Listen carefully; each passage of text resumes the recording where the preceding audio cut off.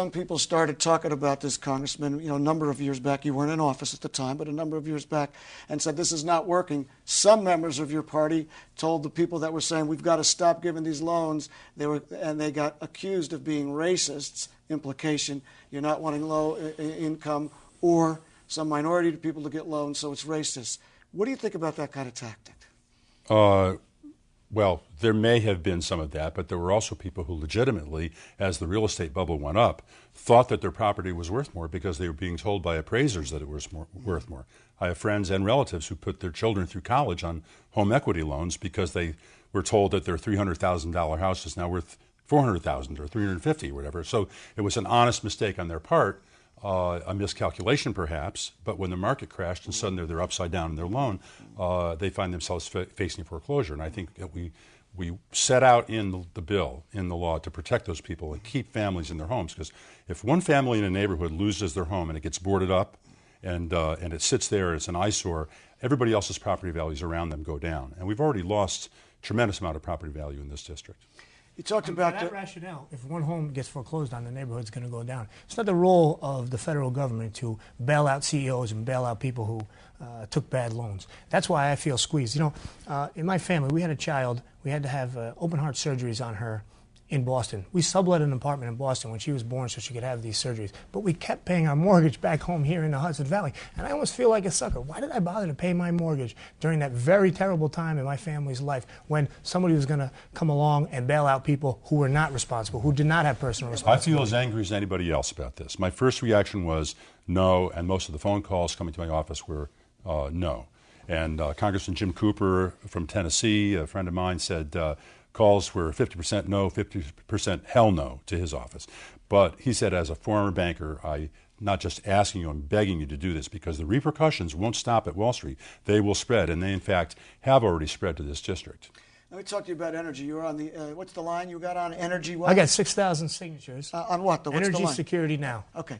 I got two things I want to talk about this, but Congressman has been working on energy issues for a long time. He puts his money where his mouth is. And I know that in terms of, Veterans Affairs and the Iraqi war, you're an expert. But, what can you do in terms of energy? It's one of the biggest crises we have now. You want to replace a congressman that's been strong on that issue. What do you know about it? Congressman Hall has been involved in energy issues on the wrong side for more than 30 years. When the eco-extremism movement that my opponent is a part of started 30 years ago, we imported 25% of our oil from overseas. Now that they've restricted access to our oil here domestically, we take 75% of our oil from overseas. For too long, we've been paying for both sides of the war on terror. We pay for the rifles in the hands of our guys and the IEDs that blow them up. I think that has to stop. We have the resources offshore. My opponent has run commercials that are patently false, patently and knowingly dishonest, talking about...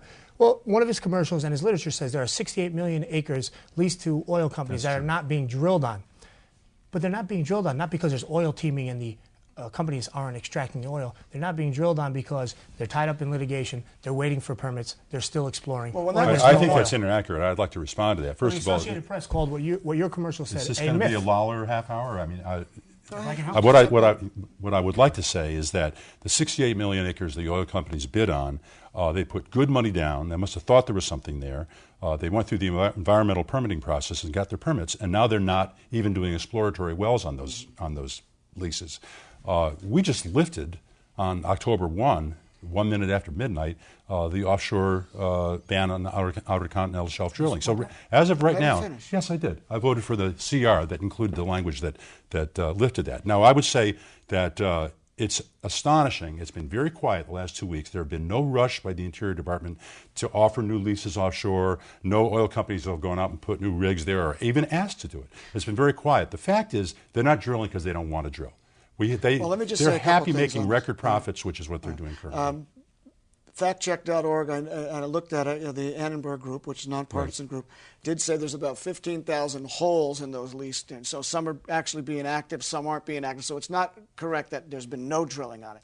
But I just want to ask you one thing, because it's true, you have pushed for oil drilling, but you've also pushed for alternative, and I want to get into the alternative, but I just want to ask you, there's been rumors around, I just want to get you on record, if the House goes Democrat by 35 more congressmen and women, they get a filibuster proof in the Senate.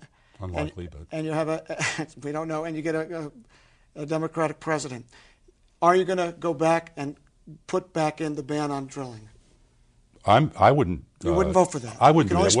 What I would do is if they tried to reverse it, you wouldn't do that. Let me tell you what conditions I would like to see on drilling on offshore, which is your resources and mine. Same as federal lands onshore. The oil companies should be required to pay a royalty. That oil belongs to our children and grandchildren and future generations and should not be given to the oil companies. And secondly, there should be environmental concerns taken into account so that we don't have another Santa Barbara, or we don't have damage to our beaches, which are important for tourism in some states like Florida, or fisheries. But I would go for any state. Well, I voted to have any state that wanted to opt in to offshore drilling. You wouldn't support the reversing the lift of the ban right now, you personally? That's correct. Okay, go ahead. What do you want? Now we got this oil, but what kind of alternative sources of energy? Because everybody's saying we got to do both at the same time. I agree. What should we do? I agree. All options have to be on the table. Drilling, of course, as we've talked about, wind, solar, bio, nuclear. It's a crisis. We shouldn't ignore any options. One thing we could do is immediately eliminate the gas tax. It's the most regressive tax. It's the most painful tax on working class people. They have to drive to work, especially in a suburban area. We can eliminate it, and I agree. There should be royalties paid to the federal government and to the states when those states allow offshore drilling, and that could help replace the revenue that comes from the gas tax. But right now, if you're concerned about middle class tax cuts, step one is getting rid of the most regressive of all taxes. And so if they don't have that money from the gas tax, how are they going to replenish that money? Make up some of the shortfall with revenues and royalties from offshore drilling. You could get rid of ethanol subsidies. Ethanol subsidies have driven food prices up, and they haven't driven gas prices down. There's so much waste, fraud, and abuse in the government. We could certainly tighten our belts. When somebody calls for... I just want to say that in this Congress, we cut the subsidies for ethanol from food sources like corn or soy, and double the subsidies for non-food sources like switchgrass and agricultural waste and woody biomass. I mean, we know that these things need to be corrected, and in the new Farm Bill, we did just that. You said you didn't want to be a one-issue candidate. You're an Iraqi veteran. You took issue with Mr. Hall's position on the war. You say the surges worked. He was too quick, too short-sighted, too partisan. Talk about that, and I want to give him a chance to respond on it because I want to move on to health care. On December 12, 2007, my opponent said in the Journal News, the war is still a positive issue for me. First of all, the war is not an issue. It is a life and death conflict that men are risking their lives for, women are risking their lives for, families are at home supporting them. So I take exception to that. I also take exception to the idea that someone would call our men and women in uniforms murderers, saying they're killing women and children, as John Hall's friend David Crosby did. He never used the word murderer. Killing mothers. I know some Democrats did, but I never heard him say the word not Congressman murder. Hall. David Crosby said this. He didn't say that either. 1 year ago, David Crosby said American boys join the military to protect their mothers and daughters, and they go to Iraq, and their mission is to kill other people's mothers and daughters. That is a comment so offensive to every man who's ever worn a uniform and every woman who's ever worn a uniform. And the point I is condemn these words. How does that relate to him? Because he did a week later, John Hall had a expensive $2,300 plate fundraiser with David Crosby as the special guest. We asked him to cancel the fundraiser because those words were so offensive. Give the money to the Wounded Warrior Project, a reputable veteran charity. He refused and defended the comments as free speech and as passion because Crosby was passionate about the war. If I may, Mr. Crosby's not a politician, and he's not, a law school graduate either, and is not used to having to face the taking a part of his sentence. Just let him finish. But we have problems with civilian casualties in Afghanistan, in Pakistan, and Iraq, where all three governments have complained to us and to our military. Most recently, just yesterday, I believe, there was another attack where there's a difference of opinion about how many civilians were killed. There was one a couple months ago where our own DOD investigation found that we killed somewhere between 30 and 35 civilians with an airstrike. The Afghan government or the Pakistani government have claimed that the numbers are actually much higher than that. These are friendly, supposedly allied governments of ours. If we want to win the hearts and minds of these people, we have to figure out a way to get accurate intelligence and not to kill so many civilians. But that's not murdering them. I mean, you're calling them word murder was never used by David Crosby, and I certainly would never have said the things that he said. However, he was referring in an awkward way that I'm sure he would take back now or rephrase if he could, to a real problem. He could have. He's had a year to do it. He hasn't done it. Well, there's a real problem with civilian casualties in all three of these countries, and I just think that that's something that we need to address rather than arguing about a comment made by a singer-songwriter. I'm not arguing about the comment. I'm arguing about you validating it and profiting off of David Crosby a week after he made these hateful comments.